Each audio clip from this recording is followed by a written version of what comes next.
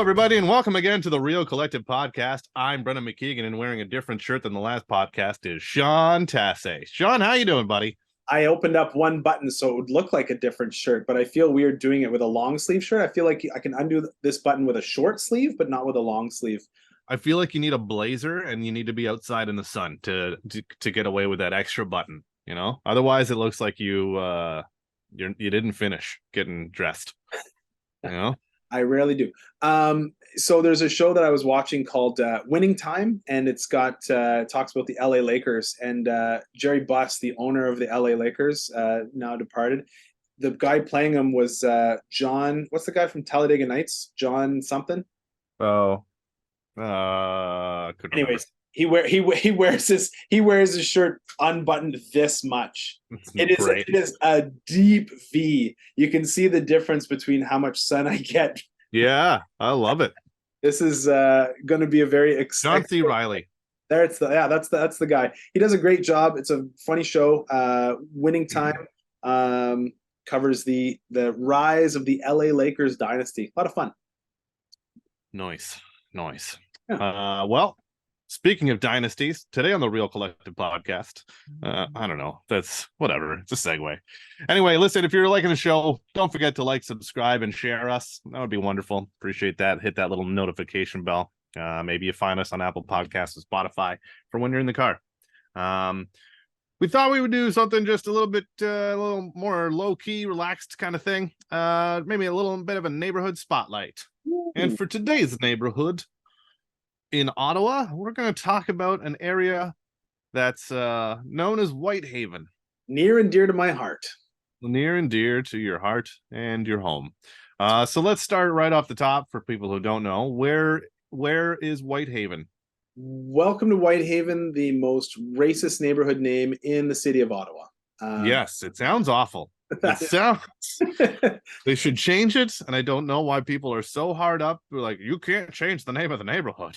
Well, I feel like they're changing names of sports teams. Who knows? I'll give you a background as to why it's called Whitehaven. It's because a lot of the houses are built with white brick. And so that was a big thing to make the houses look really nice back then. So they decided that by using that white brick, they were going to call the place Whitehaven. Not all the houses are built with white brick. Some of them have that sort of that cake look, where you push two bricks together and the grout squeezes out through the side. Some of them have that, some of them don't. But that's why it's called Whitehaven. Maybe it wasn't originally intended to sound racist. Maybe I would hope not. Well, I would hope not, but you never know. Slight nod. With the way that history is revealing itself, you just never know. That's it. So what are the boundaries? If you're in Ottawa, what are the boundaries for Whitehaven? Yeah, so normally if I say Whitehaven, people don't know, I'll say close to Woodruff High School. And if you don't know where that is, we've got on one side Woodruff, and on the other side is the Transitway. So those are our boundaries, east and west. We are north of the Queensway and south of Carling. Immediate neighborhoods beside us. On one side is Glaybar Park. That's on the east side. On the north side is Wood Park. On the west side of the Transitway is Queensway Terrace North, and on the south side is Parkway Park. So that's our sort of spot. That's where we're located in terms of boundaries. The easiest one to say is on just off Woodruff, north of the highway. There you go. Yeah. Nice. Yeah. And what are the homes like in there? What are we doing? Is it single family homes? Is it townhomes? Yeah, I don't think that there is a townhouse in there. It's all single family, sort of custom built houses, a little bit bigger, built back in the 60s. So really well built houses. Like when we did our house, we tore it all the way down to the studs, and you can tell that it was built well. That's not true. I think there might be one or two semi-detached houses. And maybe if you technically originally semi-detached or converted over time. there's one or two original semi-detached on the right as you first come into the neighborhood, but as you get onto sort of the streets, they're all sort of single houses. There's a few houses that have been infilled, so they would have taken a small little bungalow and put a big sort of new development. Roca houses put a couple of houses in there. I guess about 7 or 8, and then there's probably about 4 or 5 custom built houses over the last 10 or so years. But a lot of them are still sort of the original, 3,000, 3,500, 2,800 square foot houses. Most of them are 4 or more bedroom. Most of them are 2-car garage. Some of them are 1-car garage, and good sized lots. Typically 50 by 100, maybe a little bit bigger. A lot of sort of tree lined streets as you drive up and down them, and a lot of turnover in terms of the demographics. So yeah, All right. Ish. So I mean, you could have gone anywhere because you were in the Quebec side before. Yes. So Yeah. why did what stood out about that neighborhood? These are great questions. I thoroughly enjoyed doing this. I didn't know we were going to do it. So yeah, we moved from Quebec. We could have bought a place anywhere. We weren't necessarily tied to a location. We looked also at Qualicum. One of the things that that really did it for us about this neighborhood was the size of the house. We wanted a house with enough room that we could add a secondary dwelling unit for my mother-in-law. And so we did that. And we needed to also have enough room on the main floor and the second floor that, hey, if we're foregoing a basement, then where are the kids going to go to hang out, watch TV or whatever? So we needed a den on the second floor to make sure that we had the space to do it. And there weren't a lot of neighborhoods that we were looking at with houses that were sort of that size. Yeah, and so that was the main thing. We definitely wanted to be west of Centertown. We didn't want to be in one of the suburbs, and we wanted to be close enough to the action, what's going on, and we can bike to Westboro. We'll get on the path and bike down there. A drive to Westboro is like 9 or 10 minutes. So we're close enough to the action, but still far enough away to sort of feel that. I mean, I could have said in answer to the question, oh, we wanted to be around a bunch of young families, but I didn't think that there were going to be a bunch of young families. I thought there were going to be a lot of people who were older. And I was surprised when we moved in how many young families were in that neighborhood. So it seems like there's this gentrification happening, but there's not a lot of houses that sell in that neighborhood. I mean, there's probably about 400 houses in total in Whitehaven, and maybe, I don't know, anywhere between 5 and 7 will sell in any given year. So not a lot of turnover. Yeah, that sounds like par for the course. I feel like that was kind of my old neighborhood. In Barrhaven was kind of like that. Yeah. Where you don't get it because the homes are established and so are the people in it. And yeah, I guess like when you're right in Ottawa too, I find there's not a lot of townhomes to begin with. The townhomes that are, let's say, in Ottawa proper are usually like condo towns. Yeah. Most townhomes I think are like, it's a suburb thing, right? Like it's a Canada, Barrhaven, Orleans outer area. Yeah. You Riverside South. Yeah, you don't see a lot of townhouses that are built in the 60s, right? Unless Well, that's it. It's a relatively new idea. As far as not being as far as like a development goes, right? Yeah. Like a new development, you might, there was semi-detached, and that was quite a, there's a lot of neighborhoods that have those around, but those are usually the ones without a garage kind of thing. Yeah. Yeah. I tend to agree, and yeah, I was I didn't realize coming from Quebec how disconnected that I was from my neighbors and from my neighborhood.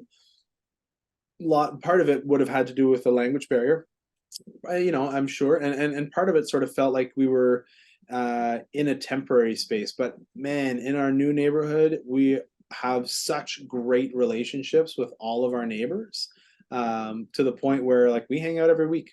Like Nice. I've got, and my kids are friends with other kids in the neighborhood, even though they don't go to school with them. Like we're really, really happy with it. I feel like this is a sales pitch for Whitehaven. Well, no, I think it's just we're trying to shed some light on some areas in Ottawa, and if you live in it, there must be a reason for it. So what's the biggest reason outside of like just your house that makes you say like, hey, I'm here.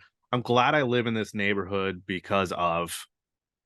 Yeah, I really do think it's the people. I'll give you some four examples. My kids are well, the oldest two are 7 and 3.5. And last weekend they went to the park with one of the other neighborhood dads, and they were hanging out there for an hour, and we didn't have to be there. Right? We sort of, I really think it's the people. And it's funny. I was talking with someone else. They said, "Oh, what's the most important thing for you about your job in real estate?" And I said, it's the people. So it's the same thing, right? I'm a people person.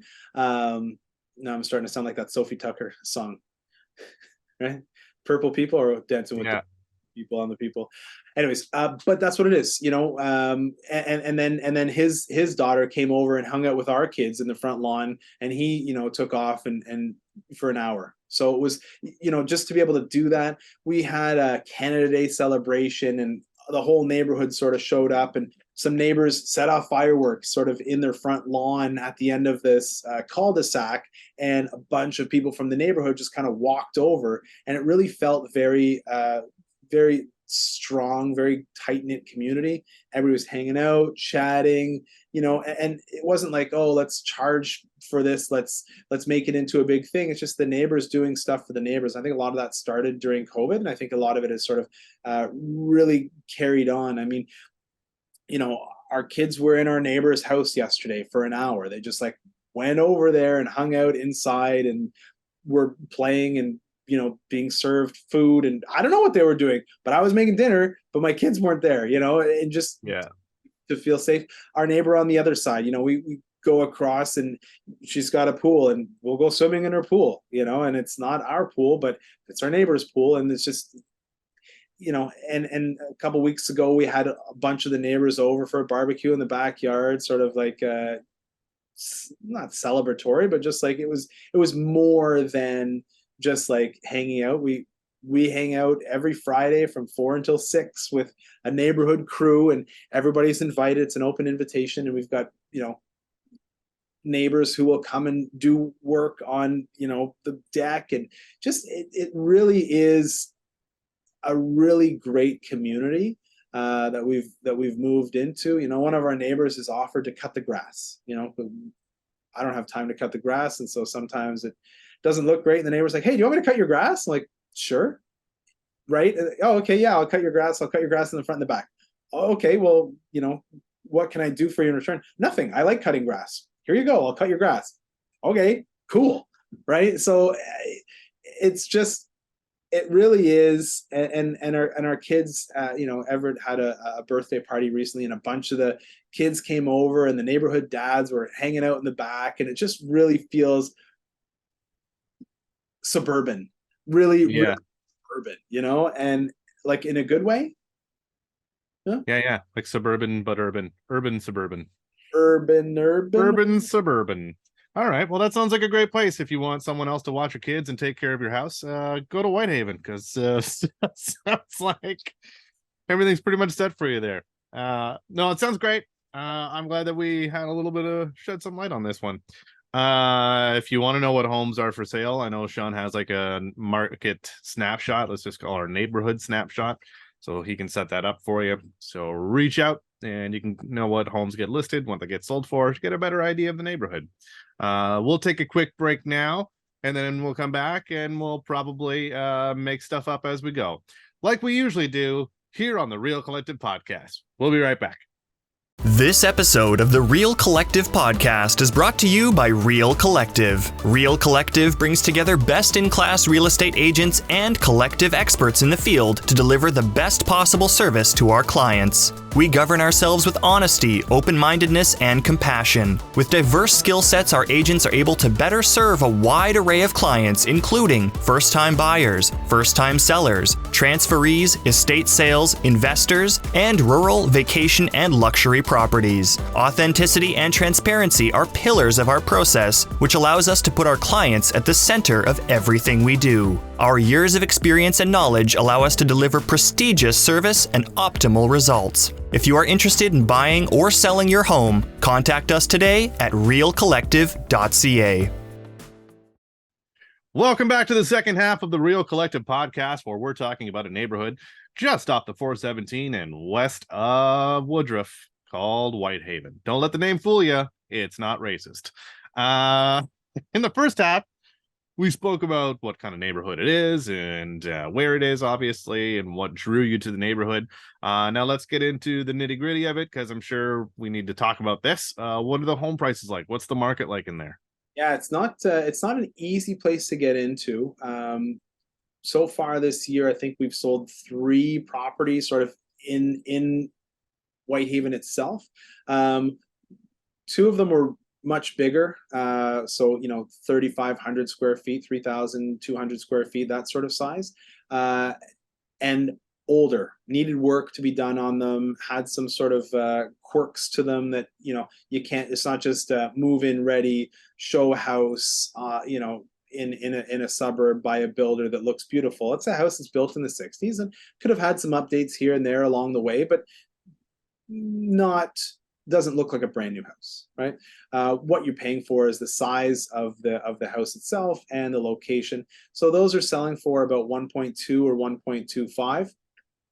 We did sell a bungalow in there very recently. It was originally priced, and it needed everything. It had mold in the basement, wasn't in great shape, etc.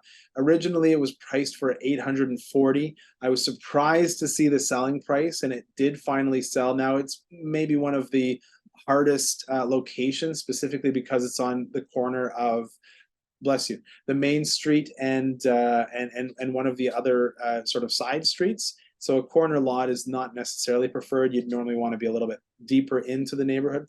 So that house was surprised to see it sell for as low as it did, considering it was listed at $840. It sold for $655.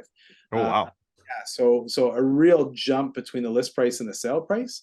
I sort of said to one of the neighbors who lives across the street, one of the guys, I said, like, if I was listing that house, I would have changed the list price to a lower price before accepting an offer that low. But it's not always up to me, unfortunately. Sure. Yeah. But yeah, that was I was surprised by that 3-bedroom bungalow with a tiny little kitchen. So that's probably the least expensive way to get into that area, because a year or two ago, during the pandemic, there was a similar size of home, but maybe on a better lot, that sold for $1 million, like a little dumpy old tenant occupied bungalow sold for $1 million. So it is one of the preferred neighborhoods, I think, in the city, specifically for the reason of the size of the houses and how quiet it is. No one really has to be in that neighborhood unless they're going to it. I didn't talk about the schools. I talked about one school, which is Woodruff, which is the high school, but there's also a school called Edward Bond, which is a French Catholic school, and it's one of the top schools in the city in terms of being French and Catholic. If you're not French and Catholic, if you're English and Catholic, there's Our Lady of Fatima, which is just sort of north on Woodruff a little bit. There's also Woodruff Public School if you're English and not Catholic, and that's around the corner. A lot of the kids in the area go to Woodruff or to DeRoy Kennedy, which is right across Woodruff from Whitehaven. So a lot of good schools in the neighborhood. You've also got a really short distance, like one exit away, so maybe 2 kilometers or so, to the JCC, the Jewish Community Center. They've got a great pool in there, and a lot of people will go there. There's also, the other thing we love about it is the green space. I know we talked about pricing, but other good things about the neighborhood. You've got this really wide open park, and sort of behind Woodruff High School, it's this open green space, bunch of trees, little kind of forests. And there's this really cool forest that's right beside the Queensway.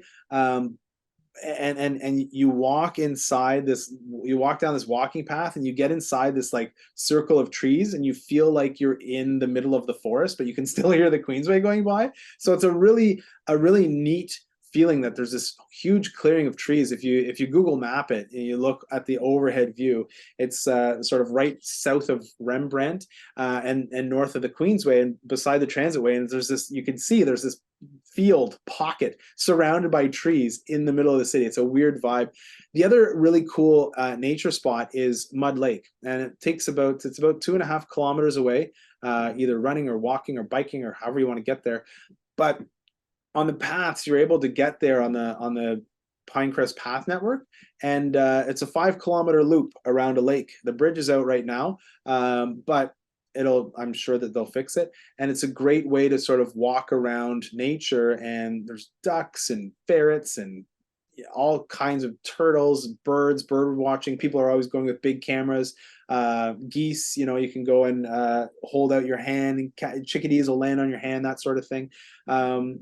Yeah, just nature in the middle of the city. A lot of fun.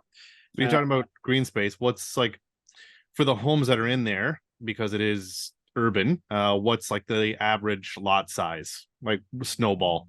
Yeah, 50 by 100. So there you go. So you got a decent sized backyard that that plays into it, which is especially for young growing families, it's really important to have. They call them pool size lots, right? There's a lot of houses in the neighborhood have in-ground pools in them. Some people will take their in-ground pool and fill it in because they don't want it anymore. But like I said, we don't have an in-ground pool. Our neighbor does. We go and swim there all the time, and she's got a 40-foot long pool that's 10 feet deep. So it's a good size. And again, at the overhead, you can see her pool, and behind her is a pool. Beside her is a pool, and behind that is a pool, and beside them is a pool, and behind that is a pool. And it's like, how cool would it be to like connect them all with like underground passageways? Yeah, for scuba diving, have like some scuba courses.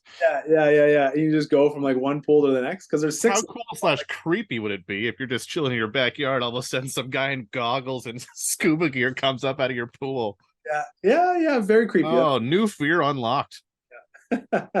Yeah, but like I say, I don't want to get into saying, oh, my neighborhood's the best neighborhood in the city, but I really like it. I mean, you live there for a reason, right? Like, I think it's okay to be biased about where you live if it's doing right by you, right? So for some people, I feel like it's a bit of a secret neighborhood. Like, you don't really know about it unless you know about it, right? And you drive in, you look around, you're like, oh my goodness, look at this place. And then once you live there and you start to get a sense of how that community is, it's really like, oh wow, like. So if you want to move into Whitehaven, I do have a bead on some properties which are not yet for sale, which are coming, down the pipe. Reach out to me. I often will, walk around the neighborhood, talk with the other, with neighbors, and sort of get a sense of what's coming down the pipe. We've got a House Husbands of Whitehaven group chat going on, where all the neighborhood dads talk about what's going on and plan trips to the park and who's doing what and stuff like that. So it's a good spot. Yeah. Nice. And you're not just saying that because you live there. Do you door knock that area? Do you go door knocking? I've dropped a couple letters off when I've got people who are looking for it. I haven't yet officially done it. It's on my to-do list and has been for years. But yeah, I mean, if you don't catch me knocking on your door, you catch me at the park, right? Well, that's it, right? Like, it's one thing if they don't know who you are already, but if it sounds like it's one of those neighborhoods too where people just kind of know everybody. So that's great. It's great if you can just be front of mind for that. Yeah, well, and it's like I say, it absolutely is on my to-do list, because a lot of people might know me, but don't know me as a realtor, right? So maybe put it on the radar. Great. All right. Well, I hope this sheds some light on the white. On the haven of them. That's Whitehaven, everybody. Just north of the highway and just west of Woodruff. There you go. That's where it is, right in there. A little bit of a square, a rectangle, so to speak. Let's go. To it. Whatever. I'm just trying to make it simple. So that's the podcast. That's what we're covering today. That's what we did. If you have a neighborhood that you want us to cover, put it in the comments below. We'll I'm sure at one point get to all of them, but we'll see. I want to do yours next. I'm excited to hear about your take. Okay, sounds good. We can do that. We'll cover all of Carleton Place. All of Carleton Place? Why not just like your little zone? Oh, sure. Whatever. Yeah, whatever. Yeah, we can do that too. There you have it, everybody. That's the Real Collective Podcast. Please don't forget. Shout out to Coco's Ice Cream Shop. Coco's Ice Cream Shop?